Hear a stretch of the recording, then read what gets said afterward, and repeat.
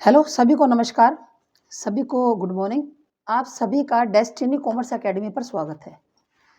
तो देखिए आज हम किसके बारे में बात करने वाले हैं? आज हम बात करने वाले हैं किसके बारे में? प्याजे के बारे में, ठीक है ना। आज हम प्याजे के बारे में बात करेंगे कि देखो प्याजे का हर एग्ज़ाम के अंदर आता है, चाहे आप सी टेट का एग्ज़ाम दे रहे हो, चाहे आप एस टेट का एग्ज़ाम दे रहे हो या डी ट्रिपल एस बी का दे रहे हो, चाहे आप स्क्रीनिंग का है आपका या फिर केवीएस का है। हर एग्ज़ाम के अंदर प्याजे के बारे में पूछा जाएगा। हमने कोहलर तक कर लिया था ना, कोहलर तक, क्योंकि हम लोग क्या कर रहे हैं, संज्ञानवाद यानी कि कॉग्निटिव डेवलपमेंट की बात कर रहे हैं। कॉग्निटिव डेवलपमेंट की बात कर रहे हैं, संज्ञानवाद की। तो जो प्याजे हैं वो संज्ञानवाद के अंदर आता है और प्याजे रचनावाद के अंदर भी आता है। प्याजे की थ्योरी जो है ना वो दोनों के अंदर आ जाती है, क्योंकि इन्होंने बुद्धि की संज्ञान की भी बात की और इन्होंने रचना की भी बात की, कंस्ट्रक्टिविज्म की भी इन्होंने बात की। इन्होंने किसकी? रचना की भी बात की और इन्होंने संज्ञान की भी बात की, इन्होंने दोनों की बात की है। तो इनकी जो थ्योरी है ना वो दोनों के अंदर आती है। जब मैं आपको रचनावाद की करवाऊंगी ना तो उसके अंदर भी इनकी थ्योरी आएगी, समझ रहे हो ना। तो प्याजे का संज्ञानात्मक विकास का सिद्धांत। तो पहले तो हम लोग ये बात कर लेते हैं कि ये प्याजे कौन था। डॉक्टर जीन प्याजे कहाँ के रहने वाले थे? स्विट्जरलैंड के। थ्योरी कौन सी दी? Cognitive development theory. Cognitive development theory इनकी है, डॉक्टर जीन प्याजे की। स्विट्जरलैंड के रहने वाले थे। ये बाल दर्शन के जनक है और क्रांतिकारी रचनावादी है, ठीक है ना। बाल दर्शन के क्या है? ये जनक है, मतलब इन्होंने बच्चों के बारे में बताया, चाइल्ड साइकोलॉजी के बारे में इन्होंने बताया था और इनको एक क्रांतिकारी रचनावादी माना जाता है। क्या माना जाता है इनको? क्रांतिकारी रचनावादी इनको माना जाता है। तो प्याजे ने क्या किया था? प्याजे ने कुछ बच्चों का निरीक्षण किया। कुछ बच्चों का किसका? इन्होंने अपने बच्चों का ही अध्ययन किया था। प्याजे ने अपने ही बच्चों का क्या किया था? अध्ययन किया था। प्याजे के 3 बच्चे थे भाई। इनकी 2 तो लड़कियां थी और एक इनका लड़का था। 2 तो इनकी लड़कियां थी और एक इनका कौन था भी? लड़का था, ठीक है ना। तो लड़कियों के नाम थे ल्यूसिन और जैकलिन। देखो आप कहोगे कि मैडम लड़कियों के नाम भी याद रखे, बिल्कुल एग्जाम के अंदर आ चुका ये प्रश्न।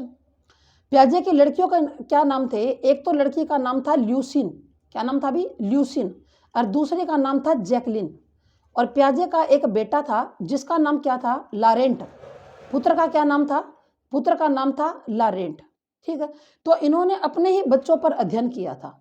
अपने खुद के बच्चों पर इन्होंने क्या किया? अध्ययन किया था। अपने ही बच्चों पर अध्ययन करने के कारण इनको आलोचना का भी शिकार होना पड़ा था, लेकिन फिर भी इनका जो सिद्धांत है उसका महत्व बिल्कुल भी कम नहीं है। इनके सिद्धांत का महत्व बिल्कुल भी कम नहीं हो जाता इस बात से, बल्कि इनका जो सिद्धांत है वो साइकोलॉजी को एक बहुत बड़ी देन है, ठीक है। और मोस्ट इंपॉर्टेंट ये समझा जाता है साइकोलॉजी के अंदर, इसलिए बार बार ये जो सिद्धांत है वो एग्जाम के अंदर आता है, ठीक है ना। हर पेपर के अंदर प्याजे पूछा जाता है, ठीक।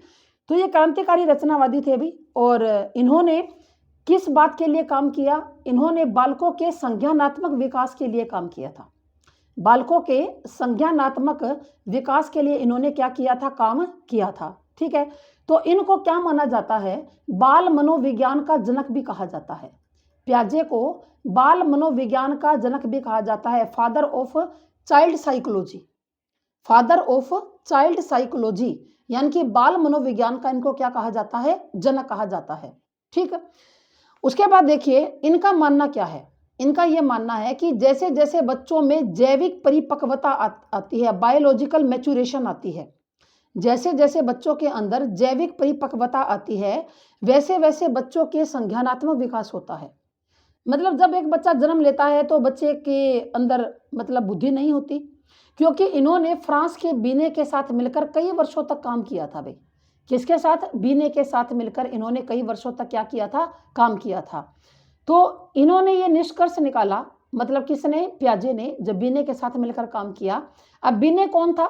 बीने फ्रांस का रहने वाला था। आपने स्टेट क्लियर किया है तो आप जानते हो बीने के बारे में कि सबसे पहले बुद्धि परीक्षण बीने ने ही बनाया था, ठीक है ना। पहला बुद्धि परीक्षण किसने बनाया? बीने ने ही बनाया था।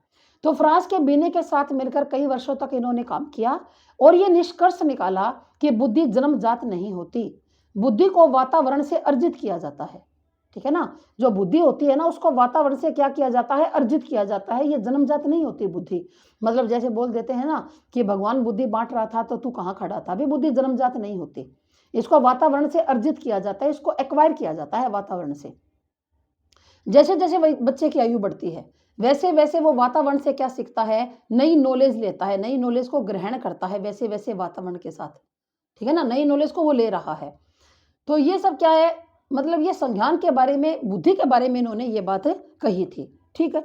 फिर देखो ये कहते हैं कि जब बच्चों से, मतलब बच्चे किसी भी वस्तु के बारे में या किसी भी बात के बारे में, मान लो कोई भी वस्तु है उसके गुण के बारे में बच्चे अपने दिमाग में कॉन्सेप्ट बना लेते हैं।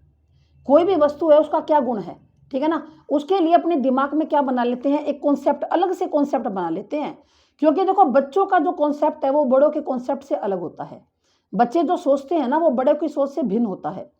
लेकिन जो बच्चे जो होते हैं वो ईगो सेंट्रिज्म होते हैं। वो क्या होते हैं, वो ईगो सेंट्रिज्म होते हैं। ईगो सेंट्रिज्म क्या होता है कि बच्चे अपनी बात को ही सही मानते हैं। मतलब जैसे आप यूं कह सकते हो कि जब किसी भी गुण, वस्तु के गुण के बारे में बच्चे को पूछा जाता है तो बच्चा अपने ईगो सेंट्रिज्म के अनुसार ही क्या देता है, जवाब देता है। मतलब जैसा उसके दिमाग में है ना वैसा बच्चा दिमाग उसका जवाब दे देगा, ठीक है ना, उसका जवाब दे देगा। जैसे मान लो आप बच्चे को पूछते हो कि क्या तुम्हें मतलब स्कूल जाना है, तो बच्चा कहेगा, ऐसे कर देता है, नहीं। मतलब उसका मतलब है जब नहीं कहना है ना तो ऐसे गर्दन को घुमाना है। फिर जब मान लो पापा का फोन आ गया और बच्चे ने फोन उठा लिया अपने पापा का और पापा पूछ रहे हैं कि बेटा क्या मम्मी घर पे है, तो फिर भी वो फोन के ऊपर ऐसे कर रहा है, वो बोल नहीं रहा, वो ऐसे कर रहा है। अब उसको ये नहीं पता कि अगर कोई सामने प्रेजेंट होता है ना तभी गर्दन हिलाई जाती है। फोन के ऊपर गर्दन थोड़ी ना दिखाई देगी हिलती हुई। फोन के ऊपर बोलना पड़ेगा कि मम्मी घर पर नहीं है, फोन पर बोलना पड़ेगा कि नहीं है, इतना बोलना पड़ेगा। बच्चे को नहीं पता भाई, क्योंकि बच्चा क्या होता है, ईगो सेंट्रिज्म होता है। जिस बात के बारे में बच्चे ने जो सोच लिया ना वो उसको सही मानता है। वो सोचता है कि गर्दन हिलाना सही बात है, बस कुछ बात के लिए मना करना हो ना, नहीं, मम्मी ने कहा रोटी खा ले ना, नहीं, बस ऐसे करना है, उसने ये बात सोच ली भाई। लेकिन जैसे जैसे बच्चे बड़े होते हैं तो उनकी ये भ्रांतियां दूर हो जाती हैं, ठीक है ना। पहले तो बच्चे वैसा ही सीख पाते हैं जैसा उनके अंदर मैच्योरिटी है, लेकिन जैसे जैसे बच्चे बड़े होंगे उनकी भ्रांतियां क्या हो जाएंगी, दूर हो जाएंगी। मतलब उनको ये पता चल जाएगा कि जब उनके अंदर परिपक्वता आ जाएगी मैच्योरिटी आ जाएगी तो ये पता चल जाएगा कि इस बात को ना सही तरीके से ऐसे कहा जाता है, ठीक है ना। मतलब अपनी जो गलत बातें होंगी ना उसको वो सही कर लेते हैं अपने आप। कैसे, जैसे जैसे उनके अंदर मैच्योरिटी आएगी। आप बच्चे के अंदर जो मैच्योरिटी होगी उतना ही आप बच्चे को सिखा सकते हो। अगर बच्चे के अंदर कोई चीज़ सीखने की मैच्योरिटी नहीं है, मैच्योरिटी से ज़्यादा बच्चों को कुछ भी नहीं सिखाया जा सकता। आप एक 5 साल के बच्चे को न्यूटन का नियम नहीं सिखा सकते क्योंकि बच्चा उस काम को करने के लिए तैयार ही नहीं है। आप एक 6 साल के बच्चे को मैराथन नहीं दौड़ा सकते। अरे 6 साल नहीं, सॉरी 6 महीने का, 6 महीने, आप 6 साल का भी नहीं दौड़ा सकते, ये बात भी मैंने सही बोली। 6 साल का बच्चा है, आप मैराथन दौड़ाने के चक्कर में हो तो वो थोड़ी ना दौड़ पाएगा। अरे बच्चा उतना ही काम करेगा जितना उसकी मैच्योरिटी है। मैच्योरिटी से ज़्यादा बच्चा उस काम को नहीं सीख पाएगा, चाहे आप कितना भी जोर लगा लो। अगर आप ये सोचते हो कि आपका 2 साल का बच्चा है वो तैराक बन जाए तो बन थोड़ा ना जाएगा। अरे उम्र के अनुसार सीखेगा बच्चा। तो यही बात तो पियाजे कहते हैं कि जैसे जैसे मैच्योरिटी आएगी ना, बायोलॉजिकल मैच्योरिटी आएगी, वैसे वैसे बच्चा जो है वो नई नई बातों के बारे में सीख लेगा, ठीक है ना। तो फिर पियाजे ने बच्चों को क्या कहा, पियाजे ने बच्चों के बारे में कहा कि जो बच्चे होते हैं, जो बच्चे होते हैं, बच्चों को पियाजे ने क्या कहा, नन्हे वैज्ञानिक। बच्चों को पियाजे क्या कहते हैं, नन्हे वैज्ञानिक कहते हैं कि बच्चे नन्हे वैज्ञानिक हैं, छोटे साइंटिस्ट है, लिटिल साइंटिस्ट। मतलब बच्चा अपना जो भौतिक संसार होता है, जो फिजिकल वर्ल्ड है ना अपना, इसके बारे में वैज्ञानिक होते हैं, रचनावादी होते हैं, ठीक है ना, जिसके कारण अपने वातावरण के साथ वो क्या कर लेते हैं, अनुकूलन कर लेते हैं। ये सारी बातें ध्यान रखना। तो कहते हैं कि संज्ञानात्मक विकास का यानी कि कोग्निटिव डेवलपमेंट का एक व्यवस्थित अध्ययन करने वाले ये पहले मनोवैज्ञानिक थे। संज्ञानात्मक विकास का व्यवस्थित अध्ययन करने वाले ये क्या थे, पहले मनोवैज्ञानिक थे। तो ये कहते हैं इन्होंने अपना जो सिद्धांत है, इसको सिद्धांत को देने का इनका मोटिव क्या था, इनका लक्ष्य क्या था, ये सिद्धांत इन्होंने क्यों दिया, क्या मोटिव था। इनका मानना था कि बच्चे कैसे सोचते हैं और चीज़ों को कैसे समझते हैं, ये इनका मेन मोटिव था कि जो बच्चे हैं वो सोचते कैसे हैं और चीज़ों को समझते कैसे हैं। ये इनका क्या है, इनका मेन मोटिव है ये। तो बालक अपने ज्ञान का निर्माण खुद करता है, इसलिए इनकी जो थ्योरी है ना वो रचनावाद के अंदर भी आती है, कंस्ट्रक्टिविज्म के अंदर भी आती है। क्योंकि जो कंस्ट्रक्टिविज्म है, रचनावाद है, वो कहता है कि बच्चा अपने आप ज्ञान का निर्माण करेगा, लर्निंग बाय डूइंग। बच्चा एक्टिव होकर, सक्रिय रहकर अपने ज्ञान का निर्माण खुद करता है। हम बच्चे के ज्ञान का निर्माण नहीं करते, हम बच्चे के ज्ञान का निर्माण नहीं करते, बच्चा ज्ञान का निर्माण खुद करेगा, ठीक है ना। जो टीचर है और जो पेरेंट्स है वो बच्चे के केवल फैसिलिटेटर हैं। हम बच्चे को फैसिलिटी दे सकते हैं। अब बच्चे को अगर आप ये सोचते हो कि मेरा 6 महीने का बच्चा चलने लग जाए, वो चलेगा थोड़ी ना। आप उसके पैरों की मालिश कर सकते हो, आप बच्चों के पैरों की मालिश कर रहे हो और बच्चा क्या है, पैर मजबूत हो जाएंगे, लेकिन चलेगा कब, जब वो 11 महीने या 12 महीने का हो जाएगा, उससे पहले बच्चा नहीं चलेगा। टीचर एक फैसिलिटेटर हैं, केवल बच्चे को फैसिलिटी देने वाले, बाकी इससे ज़्यादा कुछ भी नहीं है। बालक अपने ज्ञान का निर्माण खुद करता है। फिर ये जीव शास्त्री थे, ये क्या थे, जीव शास्त्री थे। इन्होंने बायोलॉजी के अंदर पीएचडी की थी, बड़ी छोटी सी उम्र में, 22 वर्ष की उम्र के अंदर बायोलॉजी के अंदर इन्होंने पीएचडी की थी, एक 22 वर्ष की उम्र के अंदर। लेकिन इन्होंने मनोविज्ञान के क्षेत्र में बड़ा महत्वपूर्ण काम किया। जो इनका ये सिद्धांत इनका है वो बड़ा महत्वपूर्ण है, और मनोविज्ञान के अंदर इस सिद्धांत की क्या है, एक अलग वैल्यू है। स्वयं के बच्चों पर इन्होंने क्या किया था, निरीक्षण किया था, मैंने पहले आपको बताया, और इसके लिए इनको आलोचना का भी शिकार होना पड़ा था, ठीक है ना। इसके लिए अपने ही बच्चों पर अध्ययन करने के लिए जो इन्होंने काम किया था, इनको आलोचना हुई। आप कहोगे जी क्यों मैडम, आलोचना क्यों हुई? क्योंकि आलोचना करने वालों ने इनके ऊपर क्या आरोप लगाया कि इनके जो अपने खुद के बच्चे थे, यानी कि जिनकी हेरिडिटी एक थी, एक ही हेरिडिटी, एक ही वंशानुक्रम के बच्चे थे और एक ही वातावरण के ये बच्चे थे।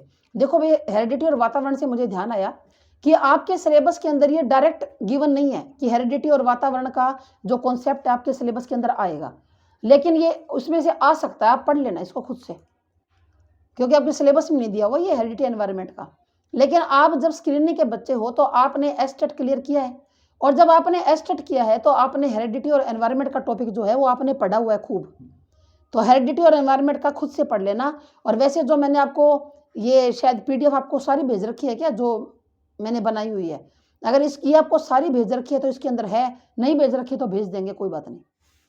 तो हेरिडिटी एनवायरनमेंट अपने आप से पढ़ लेना भी तुम लोग। तो कहते हैं कि एक ही हेरिडिटी के थे, एक ही वातावरण के बच्चों को लिया, मतलब सैंपल थोड़ा लिया, और सैंपल जो लिया वो क्या लिया, वो ऐसा लिया कि इनके खुद के ही बच्चे थे भाई। तो इनकी एक बुक है भाई, इन्होंने जो बुक लिखी, बुक का नाम क्या था, the language and thought of the child. कहते हैं जो द लैंग्वेज, भाषा और विचार किसके, बच्चे के।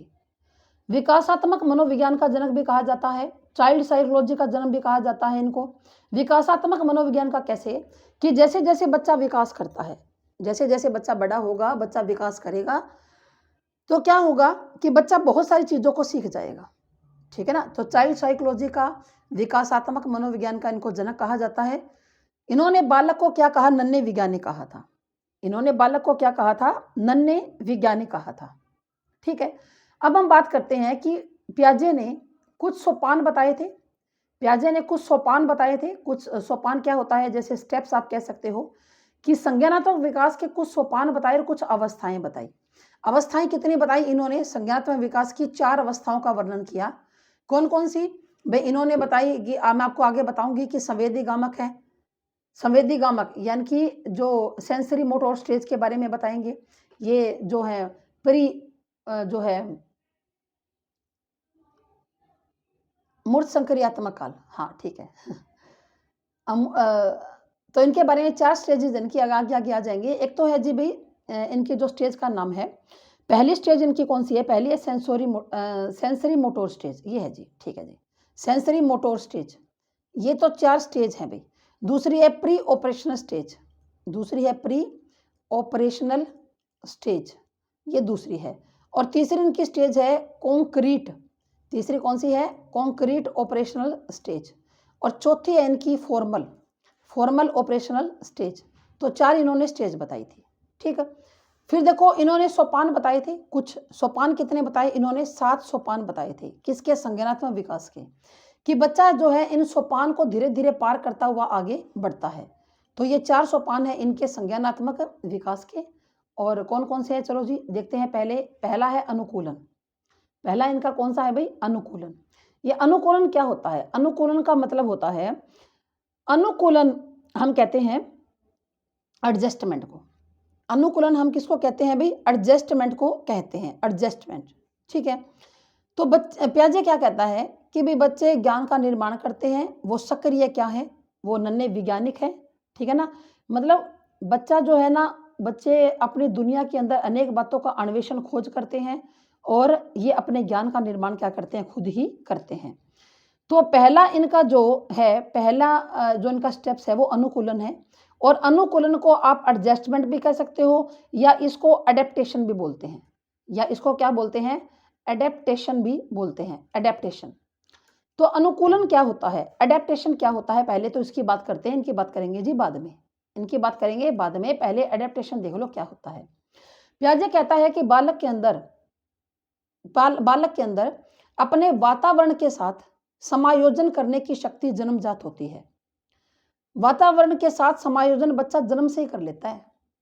जब एक बच्चा जन्म लेता है ना, तो उसका भार 7 दिनों तक लगातार घटता है, क्योंकि बच्चे को गर्भ में अब तक बच्चा रहा है, बाहर के वातावरण के अंदर बच्चा नहीं रहा। बाहर की सर्दी गर्मी, आंधी गर्मी, धूल बरसात, उसके अंदर बच्चे को रहने की आदत नहीं है भाई।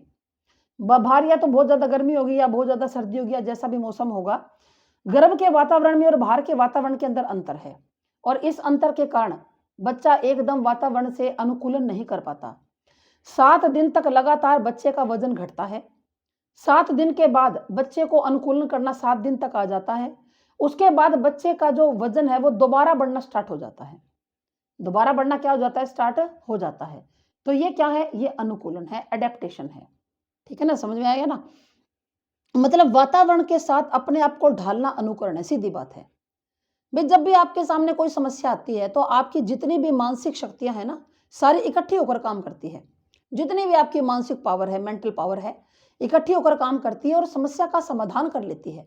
जैसे एक लड़की है भाई, एक मान ली लड़की है या कोई भी लड़का है, किसी को भी, बच्चे को आप ले सकते हो, जो अपने घर पर रहे हमेशा, लेकिन +2 12th के बाद उसको पढ़ने के लिए बाहर वो गया और वहां पर उसको हॉस्टल में रहना पड़ रहा है या कोई पीजी के अंदर रहना पड़ रहा है।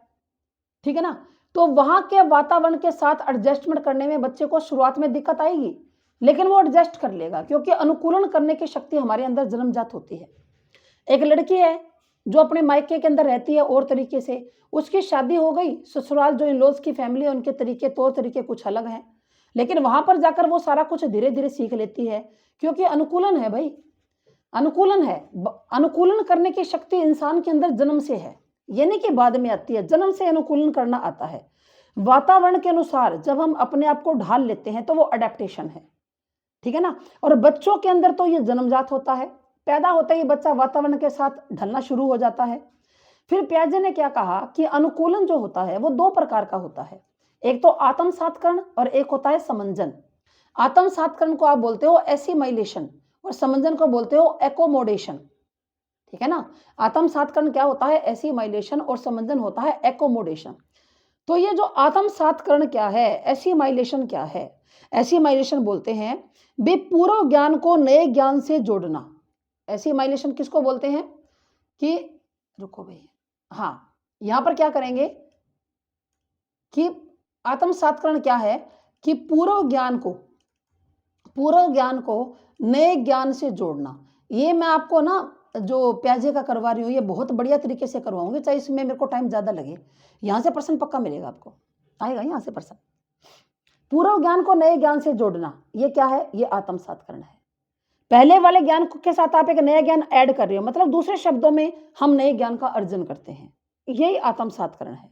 ठीक है ना, जैसे मान लो एक बच्चा है भाई, उसने हमेशा जो कुत्ता देखा है ना, आज तक उसने काले रंग का कुत्ता देखा है। काले रंग का जो कुत्ता है वो बच्चे ने आज तक हमेशा देखा है, लेकिन एक दिन बच्चा सफेद कुत्ता देख लेता है।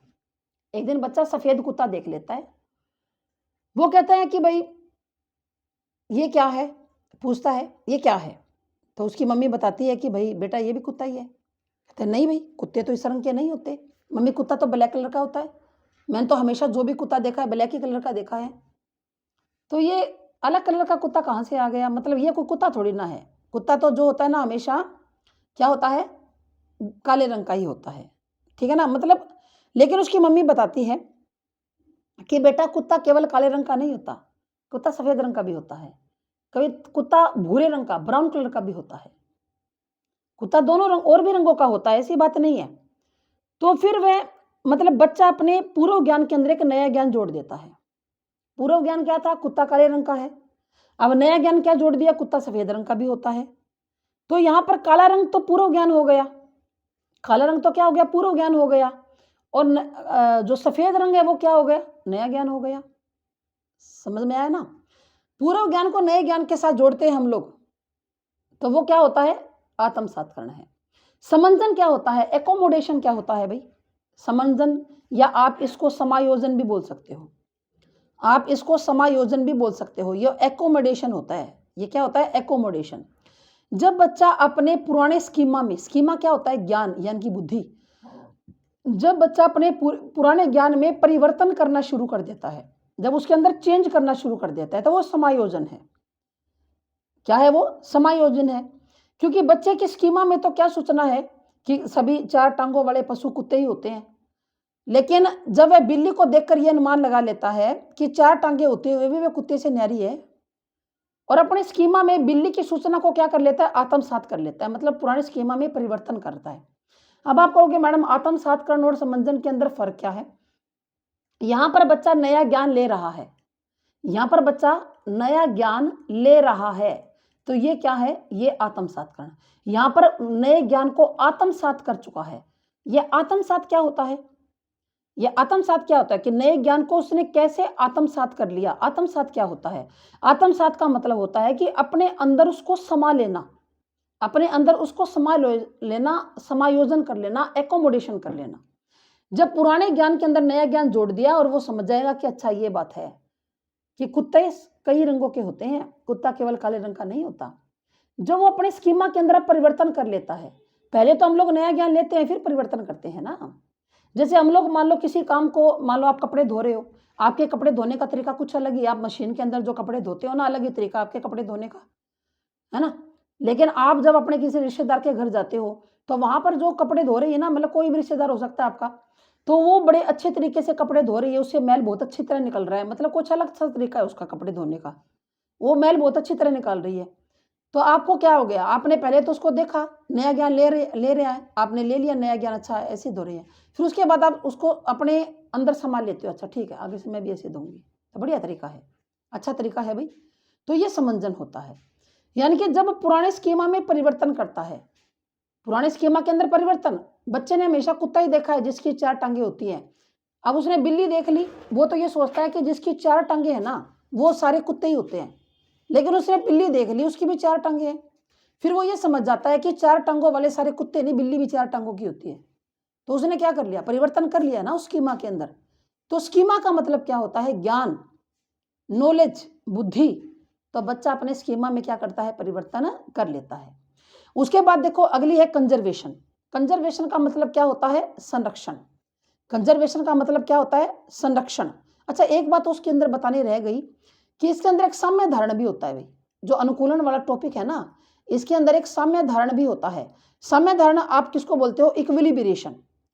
साम्य धारण किसको बोलते हैं, इक्विलिब्रेशन।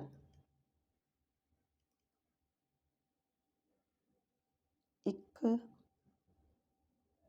स्पेलिंग देख रही हूँ सही हो गया, QUI, हाँ ठीक है, इक्विलिब्रेशन, इक्विलिब्रेशन यानी कि साम्य धारण। साम्य धारण क्या होता है भाई, भाई साम्य धारण एक ऐसी प्रक्रिया है जब बच्चा आत्मसात करता है और समंजन करता है, तो इन दोनों के बीच में संतुलन को कायम करता है भाई। जब बच्चा आत्मसात करता है और समंजन करता है, तो इन दोनों के बीच में क्या करता है, एक संतुलन को कायम करता है, एक बैलेंस बनाता है। भाई देखो जब भी कोई बच्चा नया काम करता है तो उसके दिमाग जो है ना कुछ असंतुलित हो जाता है। जैसे उसने ये देखा कि भी कुत्ता तो हमेशा काले रंग का ही होता है, लेकिन जब वो सफेद कुत्ते को देखता है तो उसके दिमाग में कुछ ऐसे दिक्कत सी होती है कि असंतुलित सा हो जाता है। लेकिन इसे दूर करने के लिए वह इन दोनों का सहारा लेता है, वो पूछता है ना अपनी मम्मी से, मम्मी ये क्या है, फिर वो आत्मसात करता है। तो वो जो उसके दिमाग के अंदर हलचल होगी ना, उसको उसके लिए इन दोनों का सहारा लेता है और अपने दिमाग के अंदर संतुलन दोबारा से स्थापित करता है। तो यही क्या है, यही साम्य धारणा है। ठीक है ना। वही मैंने कपड़े धोने वाला उदाहरण आपको बताया था। कपड़े धोने वाला उदाहरण क्या बताया था मैंने आपको, कि भाई जो कपड़े हैं जब आपने अलग तरीके से धोते देखे तो आप कहोगे अच्छा ये क्या कर रही है। फिर आपने ध्यान से देखा, अरे वाह ये तो बढ़िया तरीका है भाई, कपड़े जल्दी भी धुप गए और बड़े साफ धुप गए। तो आपने क्या कर लिया, आपने साम्य धारण कर लिया। पहले जो आपके दिमाग के अंदर कुछ हलचल मची थी ना, कुछ हलचल हुई थी, आपने उसको क्या कर लिया, सही कर लिया। तो ये आपका क्या है, साम्य धारणा। ठीक है। उसके बाद है कंजर्वेशन यानी कि संरक्षण। कंजर्वेशन क्या होता है, कंजर्वेशन होता है जी संरक्षण। संरक्षण क्या होता है, संरक्षण का मतलब होता है कि जब बच्चा ये सीख जाए कि किसी वस्तु के आकार में परिवर्तन आने पर, अगर वस्तु के आकार में क्या आ जाएगा, परिवर्तन आ जाएगा, तो वस्तु के तत्व में परिवर्तन नहीं आता, तत्व में परिवर्तन नहीं आता। तो ये कैसे है भाई, ये क्या मतलब है कि आकार, वस्तु, तत्व। जैसे आपने बच्चे को एक गिलास के अंदर क्या दिया, दूध दिया, और गिलास क्या है, छोटा है और दूध ऊपर तक भरा पड़ा है। फिर आपके दिमाग में ये आता है कि ये तो गिरा देगा भाई। आपने थोड़ा सा बड़ा गिलास ले लिया, थोड़ा सा, अरे ये तो गिलास की शेप है ही नहीं, मैंने तो शेप भी बिगाड़ दी भाई। ठीक है ना। चलो भाई मैं इरेज कर देती हूँ। आप सोचोगे मैडम कितनी गंदी ड्राइंग है। ठीक है ना, नया करते हैं आप। अब सुंदर सा बनाऊंगी। जैसे अरे सारे क्लियर हो गया। जैसे आपने क्या किया, आपने बच्चे को एक छोटा गिलास लिया और छोटे गिलास के अंदर दूध भरा हुआ है। फिर आप सोचते हो कि इसमें तो बच्चा गिरा देगा। फिर आप एक ऐसे बड़ा गिलास लेते हो और उसके अंदर, बड़े गिलास के अंदर यही दूध ट्रांसफर कर देते हो, तो इसके अंदर तो याद ही आएगा, सिंपल सी बात है। फिर बच्चा आपको कहता है कि ना मुझे भरा हुआ गिलास चाहिए। आप कहोगे अरे तेरे सामने तो डाला है, ये बड़ा गिलास है, इसके अंदर आधा आ गया, तेरे सामने तो डाला है, तो दूध तो उतना ही है, तू इसमें गिरा देगा, ये छोटा गिलास है। बच्चा कहता है ना मैं तो भरा हुआ लूंगा, मैं तो साबत लूंगा, ये आधा गिलास वाला नहीं चाहिए, ये तो कम है दूध। बच्चा ये नहीं समझ पा रहा कि वस्तु के आकार में परिवर्तन आया, अंदर का मामला वही है, अंदर के तत्व में, दूध में परिवर्तन नहीं आया। जब बच्चा इस तरह की बात समझने लग जाता है तो उसके अंदर संरक्षण का गुण आ जाता है। लेकिन छोटे बच्चों के अंदर कंजर्वेशन का गुण नहीं होता। जैसे जैसे बच्चा बड़ा होता है कंजर्वेशन का गुण आ जाता है, यानी कि वो समझता है कि वस्तु के आकार में परिवर्तन आने पर उसके तत्व में परिवर्तन नहीं आता। उसके बाद है मानसिक संरचना यानी कि मेंटल स्ट्रक्चर। क्या है, मानसिक संरचना यानी कि मेंटल जो है स्ट्रक्चर। ये मानसिक संरचना क्या है, ये मेंटल स्ट्रक्चर क्या है। जब कोई बच्चा किसी काम को पूरा करने के लिए चिंतन करता है, बच्चा क्या करता है, चिंतन करता है। अरे चिंतन क्यों करता है भाई, एक मिनट को भी पेन बदल ले। किसी काम को पूरा करने के लिए क्या करता है, जब बच्चा चिंतन करता है, कोई भी काम है उसको बच्चा पूरा करना चाहता है, तो वो क्या करता है, बच्चा चिंतन करता है। तो उसको हम लोग क्या बोलते हैं, मानसिक संक्रिया मानसिक स्ट्रक्चर बोलते हैं। क्या बोलते हैं, मानसिक स्ट्रक्चर। नहीं नहीं, मैंने आपको शायद संक्रिया का बता दिया भाई, स्ट्रक्चर का, संक्रिया का बता दिया मैंने आपको। रुको रुको रुको, ठीक करो इसको। संरचना, स्ट्रक्चर तो वो अलग चीज होती है ना, स्ट्रक्चर तो अलग अलग होता है दिमाग के अंदर। मतलब हमारी, जैसे हमारी बुद्धि है वो कई तरह के स्ट्रक्चर से बनी हुई है। हमारी बुद्धि के अंदर तर्क करने की भी क्षमता है। हम लोग समस्या का समाधान भी कर सकते हैं, समस्या का क्या कर सकते हैं, समाधान भी कर सकते हैं। हम किसी बात के बारे में गहराई से सोच भी सकते हैं। ठीक है ना। यानी कि आप यूँ कह सकते हैं कि जो हमारी मानसिक क्षमता है, हमारी बुद्धि के अंदर क्षमता कितनी है। मतलब कोई बच्चा तो मैथ्स के अंदर बहुत ज़्यादा होशियार है और कोई बच्चा साइंस के अंदर बहुत ज़्यादा होशियार है, कोई बच्चा इंग्लिश में इंटेलिजेंट है। तो ये सब क्या है, ये उनकी उनका स्ट्रक्चर है, मानसिक संरचना है उनकी। तो अलग अलग व्यक्तियों की मानसिक संरचना अलग अलग होती है। अब देखो मानसिक संक्रिया, मानसिक संक्रिया क्या होती है, समस्या समाधान के लिए किए जाने वाला चिंतन क्या कहलाता है, मेंटल ऑपरेशन। कि जब बच्चा किसी समस्या का समाधान करने के लिए क्या करता है भाई, चिंतन करता है। जब बच्चा किसी समस्या का समाधान करने के लिए क्या करता है, चिंतन करता है, तो वो क्या है, वो मेंटल ऑपरेशन है, वो मानसिक संक्रिया है। ठीक है ना। मतलब मानसिक संक्रिया के द्वारा हम किसी भी समस्या का समाधान कर सकते हैं, कैसे, चिंतन के द्वारा। ठीक है ना। उसके बाद है जी स्कीम्स। उसके बाद क्या है, स्कीम्स। किसी काम को करने के लिए हमारे पास अलग अलग तरह के क्या होते हैं, फैक्टर होते हैं। किसी भी काम को करने के लिए अलग अलग तरह के फैक्टर्स होते हैं, वो हमारी स्कीम्स हैं। जैसे आप लोग कहते हो ना, इसके कहते हो, क्या कहते हो कि भाई आपका पेपर है चंडीगढ़, आपको चंडीगढ़ पेपर देने जाना है, तो आप क्या करते हो? चंडीगढ़, तो आप कहते हो कि भाई मैं बाय बस चला जाऊँ, या मैं बाय ट्रेन चला जाऊँ, या मैं अपनी गाड़ी कार लेके जाऊँ। तो ये अलग-अलग फैक्टर हैं आपके। किसी भी समस्या का समाधान करने के लिए अलग-अलग तथ्य होते हैं। जैसे आपको पेपर में एमसीक्यूज़ पूछे जाते हैं। एमसीक्यूज़ के अंदर एक ऑप्शन होगा, दूसरा होगा, तीसरा होगा, चौथा होगा, तो ये स्कीम सी तो और क्या है। 4 है, 4 में से समस्या का समाधान कर लो, एक उत्तर है आपका। समझ रहे हो ना? फिर है स्कीमा, स्कीमा तो बुद्धि है, स्कीमा तो बुद्धि है। तो सूचनाओं के सांचे को आप यूँ कह सकते हो कि सूचनाओं के सांचे को, जो सूचनाएँ हैं ना आपके दिमाग के अंदर, सूचनाओं के सांचे को, जो सांचा होता है ना जिसके अंदर कोई चीज़ ढाली जाती है, सांचे को क्या बोलते हैं भई? स्कीमा कहते हैं। सूचनाओं के सांचे को क्या बोलते हैं भई? स्कीमा कहते हैं। मतलब आप कह सकते हो कि एक तरफ का ये ज्ञान है। ये क्या है? एक तरफ का ये ज्ञान है। ठीक है ना? मतलब जिसको आप ज्ञान बोल सकते हो उसको।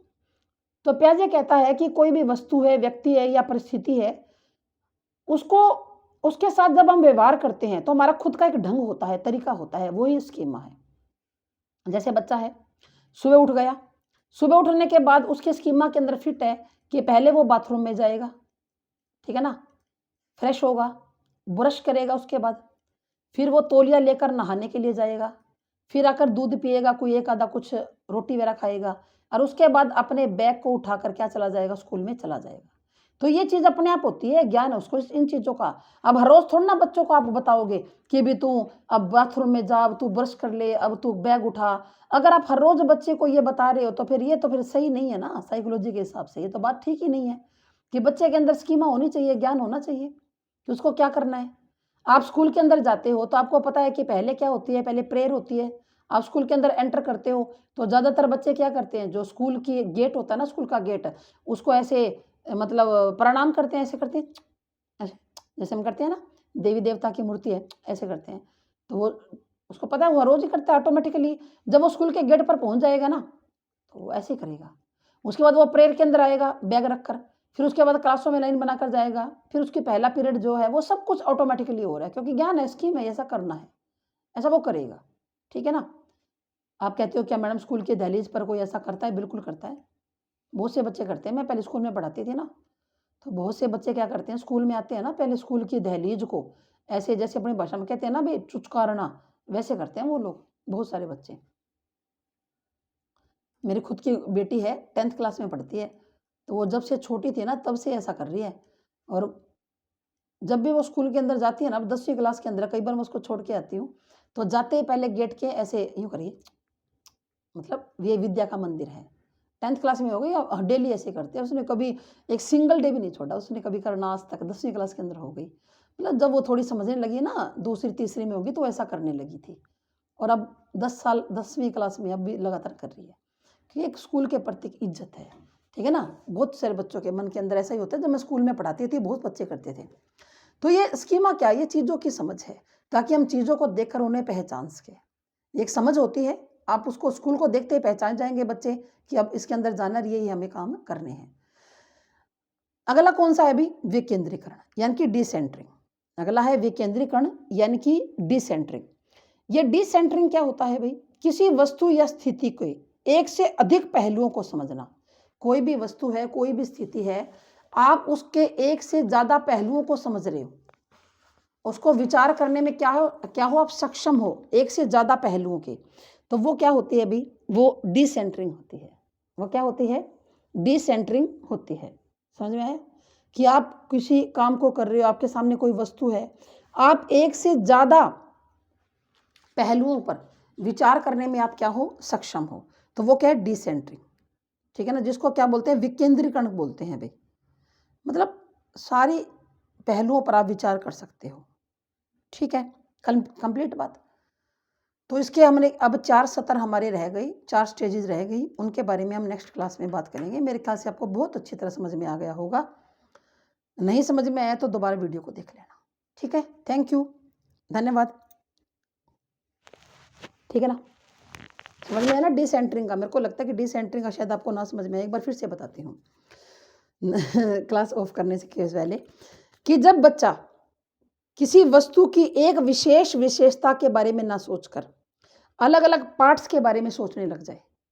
जैसे कार है, कार चलाने के लिए काम आती है गाड़ी, लेकिन वो उसके अलग अलग पहलुओं के बारे में सोच रहा है कि कार के अंदर स्टीयरिंग भी होता है, इसके अंदर इंजन भी होता है, कार के अंदर सीटें भी होती हैं, है ना, कार के अंदर पानी भी ऐसे डलता है, कार के अंदर यूं भी होता है। वो सारे पहलुओं के बारे में सोचने की क्षमता आ जाए तो ये विकेंद्रीकरण होता है भाई। ये क्या होता है? ये डिसेंटरिंग होता है। जब बच्चा किसी भी चीज को एक से अधिक पहलुओं पर विचार कर सकता है, ठीक है ना, तब वो क्या है? वो डिसेंटरिंग है। क्लियर? तो चलिए जी, थैंक यू, धन्यवाद। जय हिंद, जय भारत।